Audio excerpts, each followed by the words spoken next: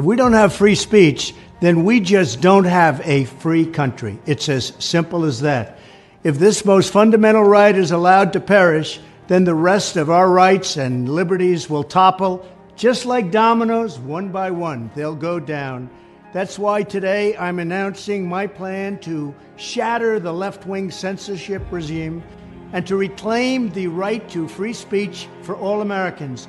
And reclaim is a very important word in this case because they've taken it away. In recent weeks, bombshell reports have confirmed that a sinister group of deep state bureaucrats, Silicon Valley tyrants, left-wing activists, and depraved corporate news media have been conspiring to manipulate and silence the American people. They have collaborated to suppress vital information on everything from elections to public health. The censorship cartel must be dismantled and destroyed, and it must happen immediately. And here's my plan. First, within hours of my inauguration, I will sign an executive order banning any federal department or agency from colluding with any organization, business, or person to censor, limit, categorize, or impede the lawful speech of American citizens. I will then ban federal money from being used to label domestic speech as mis- or disinformation.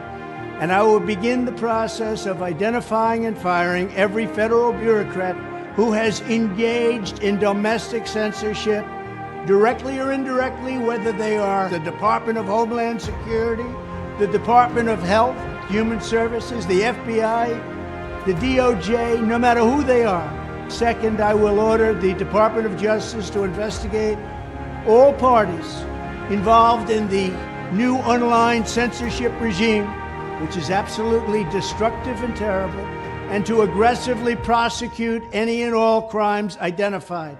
These include possible violations of federal civil rights law, campaign finance laws, federal election law, securities law, and antitrust laws, the Hatch Act, and a host of other potential criminal, civil, regulatory, and constitutional offenses. To assist in these efforts, I am urging House Republicans to immediately send preservation letters, and we have to do this right now, to the Biden administration, the Biden campaign, and every Silicon Valley tech giant, ordering them not to destroy evidence of censorship. Third, upon my inauguration as president, I will ask Congress to send a bill to my desk revising Section 230 to get big online platforms out of censorship business. From now on, digital platforms should only qualify for immunity protection under Section 230 if they meet high standards of neutrality, transparency, fairness, and non-discrimination. We should require these platforms to increase their efforts to take down unlawful content such as child exploitation and promoting terrorism, while dramatically curtailing their power to arbitrarily restrict lawful speech. Fourth, we need to break up the entire toxic censorship industry that has arisen under the false guise of tackling so-called mis- and disinformation.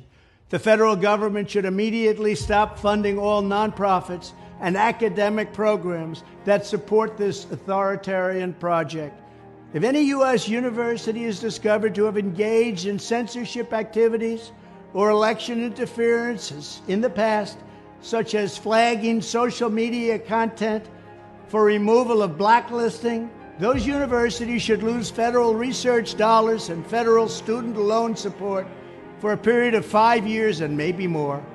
We should also enact new laws laying out clear criminal penalties for federal bureaucrats who partner with private entities to do an end run around the Constitution and deprive Americans of their First, Fourth, and Fifth Amendment rights. In other words, deprive them of their vote. And once you lose those elections, and once you lose your borders like we have, you no longer have a country.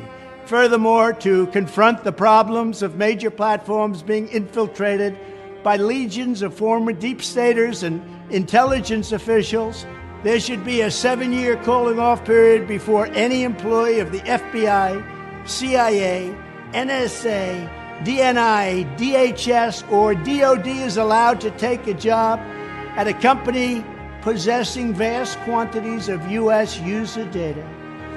Fifth, the time has finally come for Congress to pass a digital Bill of Rights. This should include a right to digital due process. In other words, government officials should need a court order to take down online content, not send information requests such as the FBI was sending to Twitter. Furthermore, when users of big online platforms have their content or accounts removed, throttled, shadow banned, or otherwise restricted, no matter what name they use, they should have the right to be informed that it's happening, the right to a specific explanation of the reason why, and the right to a timely appeal. In addition, all users over the age of 18 should have the right to opt out of content moderation and curation entirely and receive an unmanipulated stream of information if they so choose.